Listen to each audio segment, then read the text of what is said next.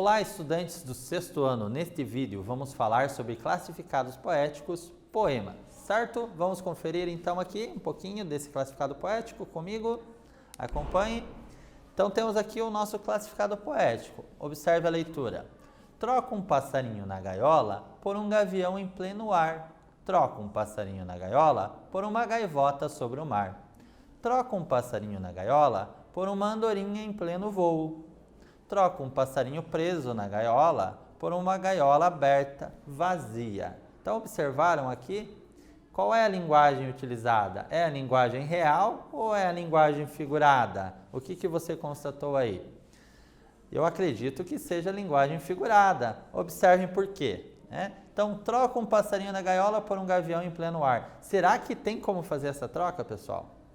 Alguém vai prender um gavião lá, ou aliás, deixar o gavião lá em pleno ar, isso modifica alguma coisa, Então, na verdade, eu posso soltar aquele passarinho que eu tenho na gaiola, simplesmente, e dar liberdade a ele, assim como a gaivota, o gavião, enfim, tem lá a sua liberdade de voo, certo?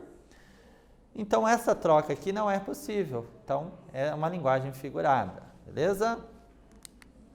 Vamos conhecer, então, o que torna essa linguagem figurada? Nós chamamos de figura de linguagem. Vamos ver alguns tipos de figura de linguagem. Vamos reconhecer lá. Anáfora, observe aqui.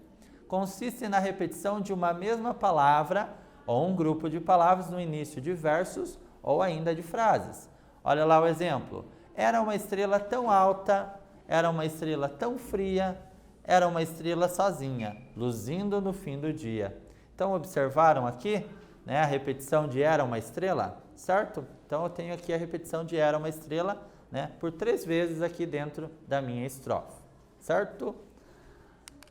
Agora, antítese. Acompanhe comigo o que é essa figura de linguagem. Consiste na aproximação de termos contrários, ou seja, opostos, de palavras que se opõem pelo sentido. Olha o exemplo. Não existiria som se não houvesse o silêncio. Aliás, isso mesmo. Não haveria luz se não fosse escuridão. A vida é mesmo assim, dia e noite, não e sim. Então, observaram aqui essas palavras opostas? Som e silêncio, luz e escuridão, dia e noite, sim e não. Beleza? Olha aqui, temos aqui uma tirinha, observe lá. Então, como saber o que é certo ou errado? O que é justo ou injusto? Quando não se sabe o que é verdade ou mentira. Observaram que essa tirinha aqui é formada pela antítese, pela oposição de termos? Olha lá, certo e errado, apareceu aqui no primeiro quadrinho. Justo e injusto no segundo quadrinho. Verdade e mentira lá no terceiro quadrinho, certo? Então, aqui também utilizamos bastante nas tirinhas o uso de algumas figuras de linguagem. Diferença entre comparação e metáfora. Olha lá, comparação. Utiliza termos comparativos para estabelecer a comparação. Por exemplo, os olhos dela eram como 2 jabuticabas. Nessa frase, nós utilizamos o termo comparativo como, certo? Então, aqui eu tenho estabelecido a comparação.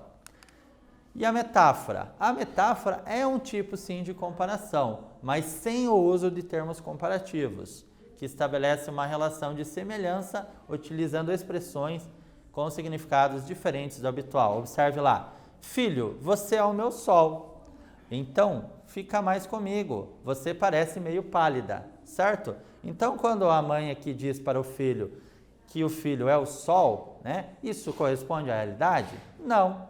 Mas é como se houvesse uma comparação, implícita.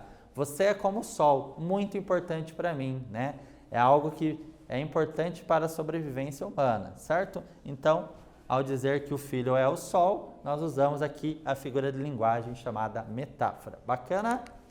Então, nesse vídeo, nós falamos sobre o nosso texto, classificado poético e poemas, e também sobre as figuras de linguagem. Espero que vocês tenham gostado. Até breve.